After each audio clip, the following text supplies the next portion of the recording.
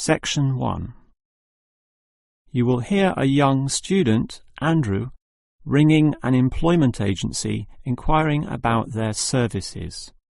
First, you have some time to look at questions 1 to 7.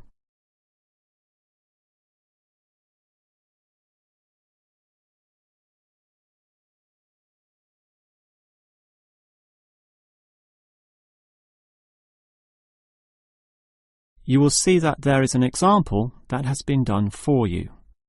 On this occasion only, the conversation relating to this will be played first. Hello, is this the AAA employment agency? Yes. Hi, I rang before. My name's Andrew Peterson. I rang you earlier and gave you my personal details. The student's name is Andrew Peterson, so Peterson has been written in the space. Now we shall begin. You should answer the questions as you listen, because you will not hear the recording a second time.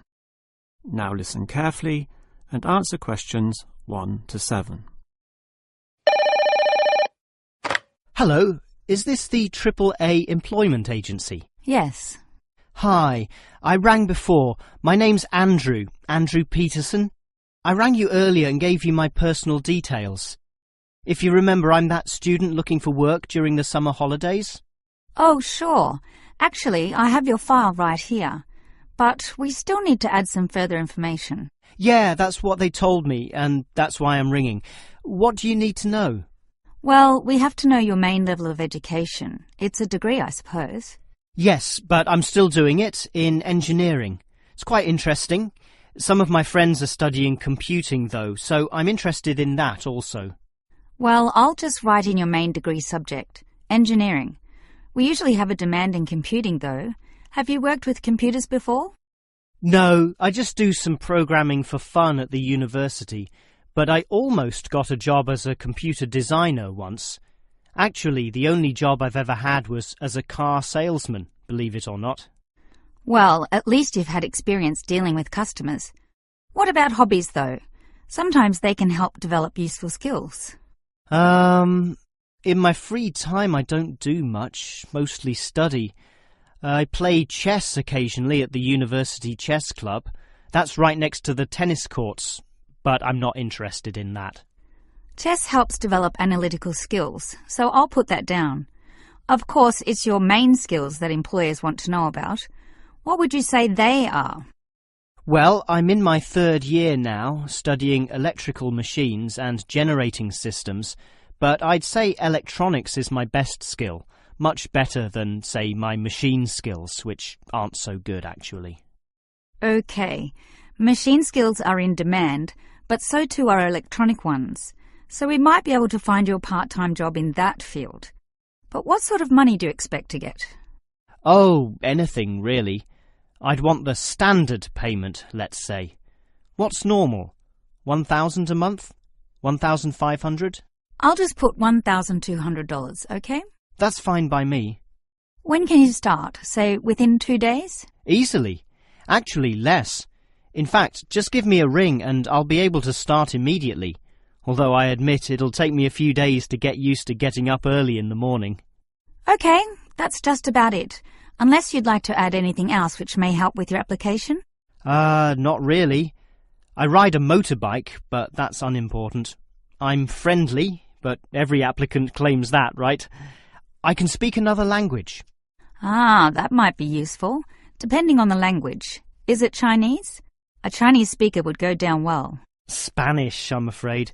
You see, I grew up with some friends who came from South America. OK, I'll write that down. But I don't think it will help that much, sorry to say. Before you hear the rest of the conversation, you have some time to look at questions 8 to 10.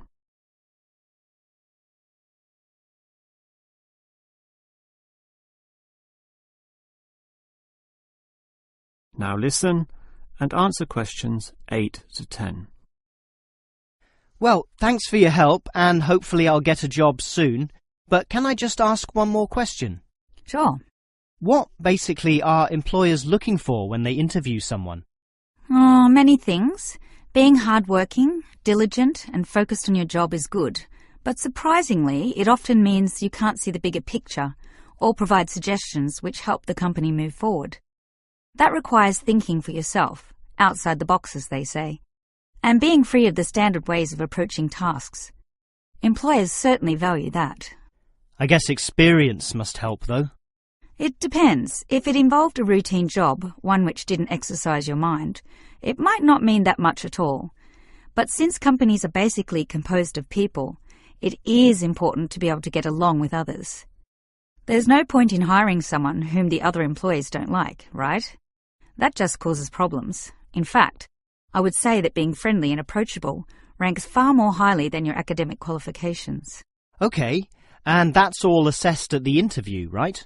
Yes, and your qualifications, experience and approach to the job, such as whether you can do different things, work overtime or do long hours, is needed. But those latter qualities are pretty much standard. What may be more important is based on the fact that things inevitably go wrong. Mistakes are made and someone's got to fix them in a way that creates the least disturbance. People with demonstrated abilities to do this are certainly regarded highly. I see. That's very interesting. That is the end of section 1. You now have half a minute to check your answers.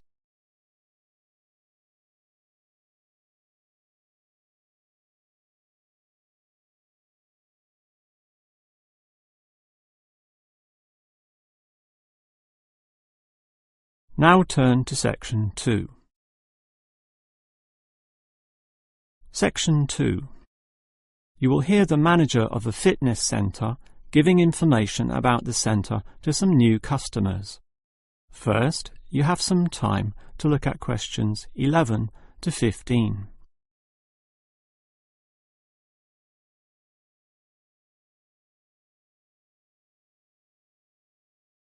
Now listen carefully and answer questions 11 to 15.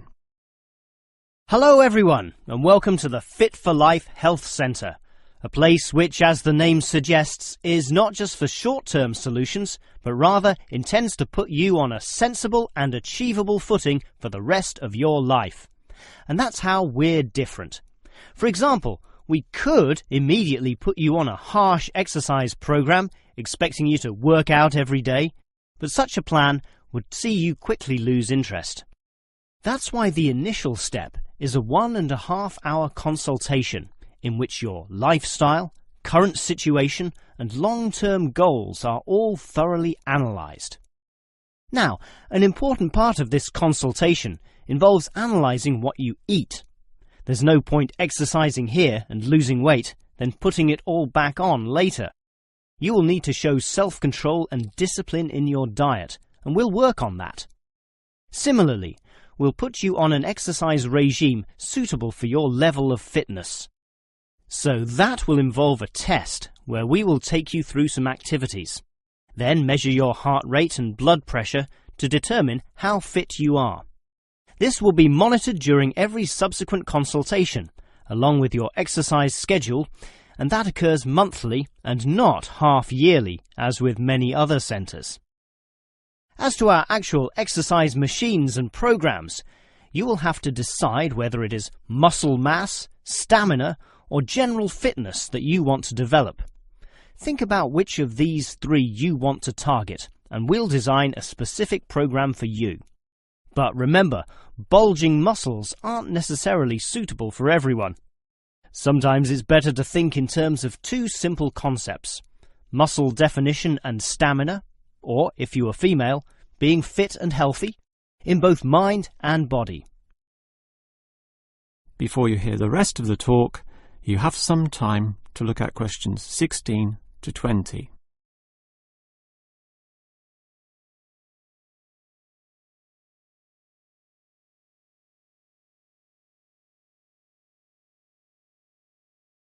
Now listen and answer questions 16 to 20. Now, if you're going to work out at this gym, you'll need to think about your reasons for exercising. So let's consider that in more detail.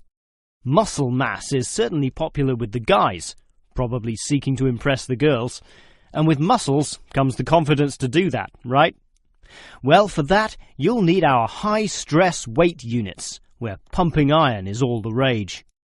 Moving on to other benefits, one of the main ones is beating the tension of life, right? And the longer the exercise is, the greater the rewards in this respect. Thus, playing squash can certainly help, and so can swimming. But what's much better, as every jogger will tell you, is their activity. So we have ample jogging machines and they're always popular. They can provide good fitness too, as can the yoga classes. However, again, let's not forget playing squash, which I would say is the optimum way to improve your general well-being. Such an active, energetic game, plus the competitive element, drives you forward into high levels of health and fitness. These, of course, are the ultimate purposes of being here, but remember, the centre is full of like-minded people, all of whom are interesting to meet and valuable sources of information. The yoga classes have a pre- and post-meeting session, so you'll certainly meet others there, although they'll all be yoga enthusiasts, which limits the range somewhat. But whether doing yoga, swimming or exercising, everyone showers, right? So those facilities are where you'll hear all sorts of interesting conversations and really get to know people. Not like the front desk area, which is mostly empty as patrons go immediately inside to do their exercise. Of course, the front desk can answer all your questions and has information brochures and such like, but for knowing more about a greater variety of subjects and community concerns, look at the notice board in the yoga studio, where there's a huge array of papers, leaflets and articles, all for you to read and consider. That is the end of section 2. You now have half a minute to check your answers.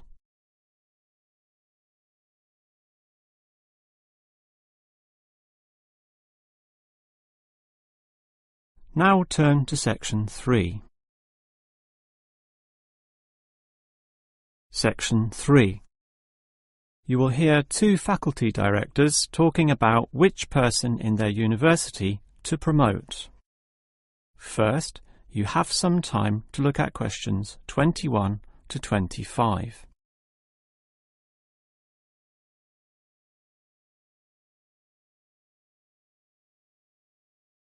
Now listen carefully and answer questions 21 to 25. OK, we've got to decide who to promote to leading education officer. Someone from the arts faculty, I suppose. Well, it can be from any faculty, since the position requires more general skills. Handling personnel, settling disputes and motivating them to focus on the task. It was the last position which involved computer knowledge, not this one. Surely computer knowledge would help. So too would knowledge in the arts. Sure, it would help, but the key criterion is being able to direct the staff appropriately. So it doesn't matter then from which faculty we select our candidates? Not really, but I've already looked at those from computing and rejected them all. Why? They're all too new, lacking in sufficient experience, whereas these ones from the business faculty are long-timers, so we'll take someone from there. I suppose you're right. The arts faculty doesn't present much in the way of suitable candidates either.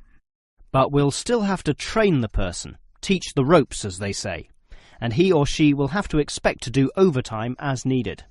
Of course, it can get so busy that if we were open on the weekend, they'd have to work then as well. Just as well we're a Monday to Friday university, right? Right. But are you sure these people will actually want the job? The salary isn't such an improvement on their current ones. I know, but there are benefits. You get overtime rates, a nice place to put your car, as well as additional petrol money if you drive for company purposes, which they'll probably be required to do. But those benefits are quite limited, especially given all the work and responsibility involved. People often don't like that. They prefer the creative freedom of less senior teaching positions. Yeah, I know. But these candidates should realise that if they do this job well, there'll be more promotions down the line.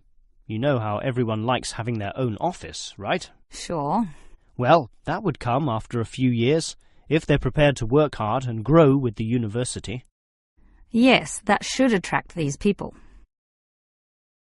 Before you hear the rest of the conversation, you have some time to look at questions 26 to 30.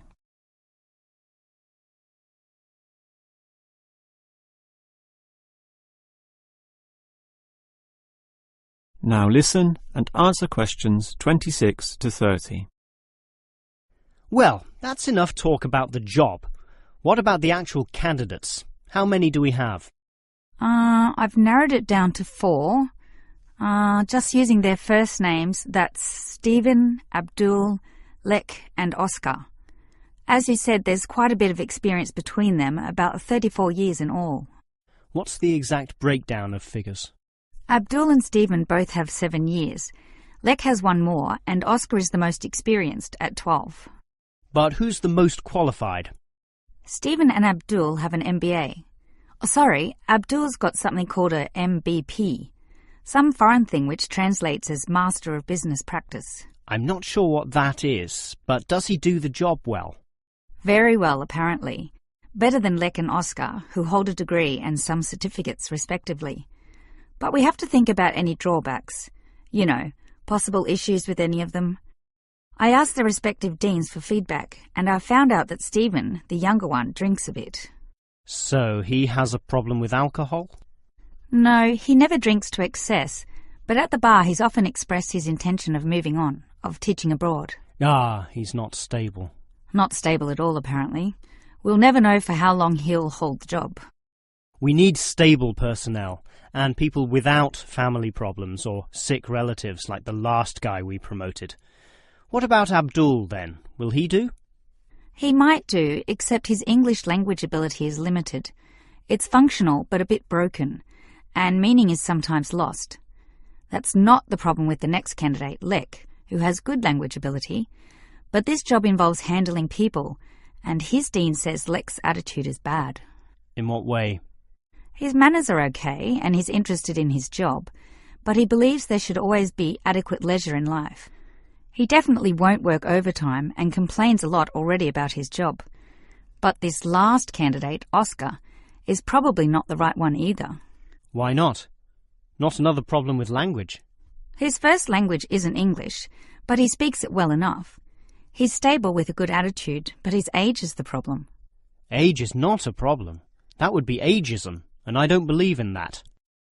But with his age comes health problems as well, and serious ones at that. Oh, that might be an issue then. That is the end of section 3. You now have half a minute to check your answers.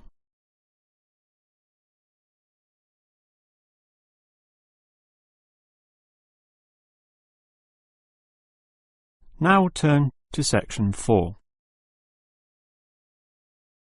Section 4.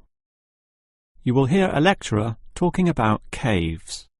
First, you have some time to look at questions 31 to 33.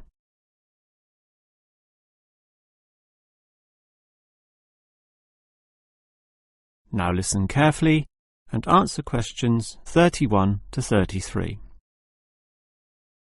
If there is one natural feature which has long fascinated man, it is caves, those natural underground spaces into which people can enter.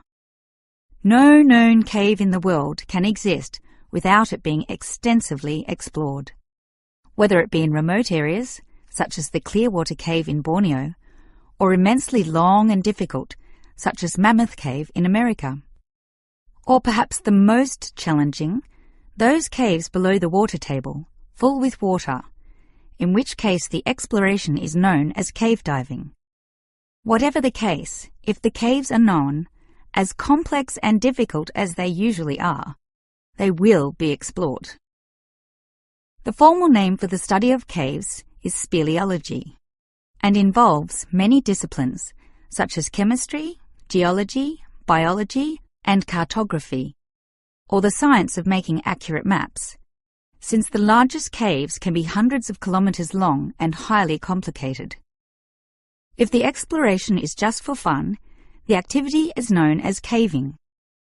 But with the difficulties and dangers involved, The average caver is often involved with one of these speleological sciences.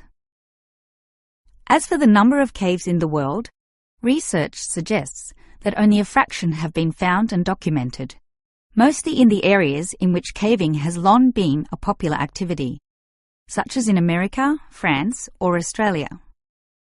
China, for example, has huge areas of limestone bedrock, prime material for cave formation, and logically must contain among the largest number of caves in the world. Yet only few are documented due to the lack of interest in caving there. Thus, as exploration continues, new caves will be discovered, and it is likely that the numbers could radically change in the future. Before you hear the rest of the lecture, you have some time to look at questions 34 to 40.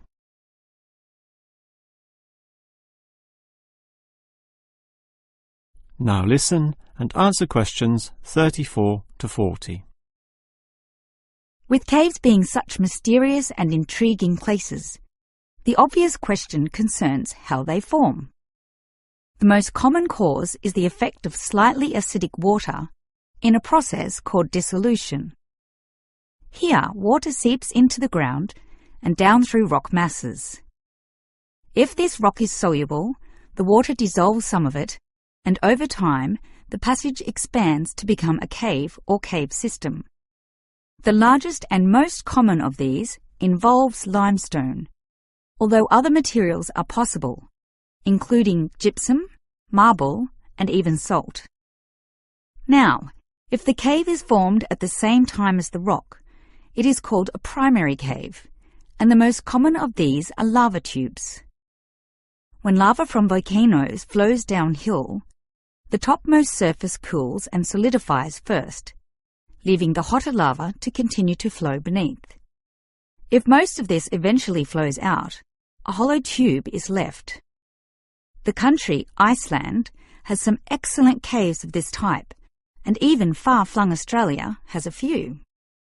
Finally, there are sea caves, formed from waves pounding into coastal cliffs and eroding into fault lines or softer rock.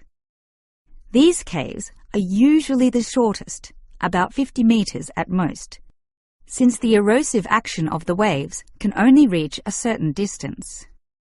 However, it is limestone caves which will always be the most interesting.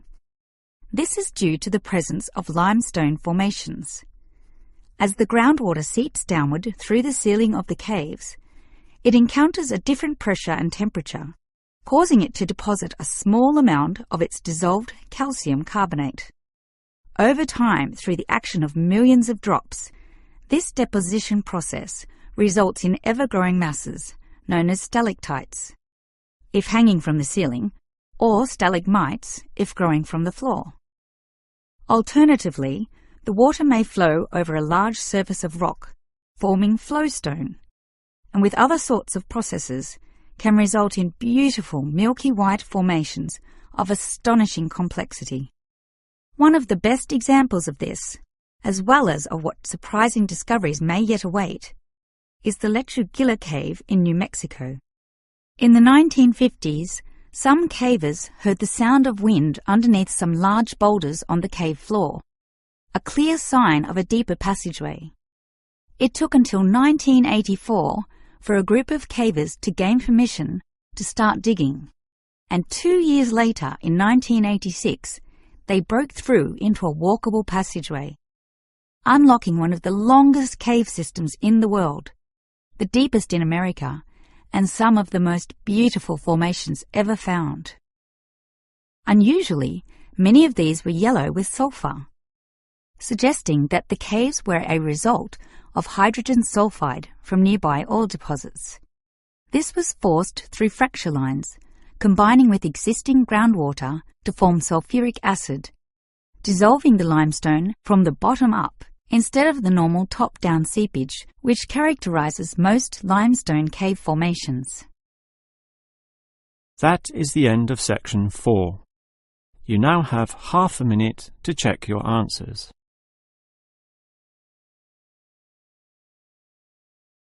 That is the end of the listening test. Please wait for the answers.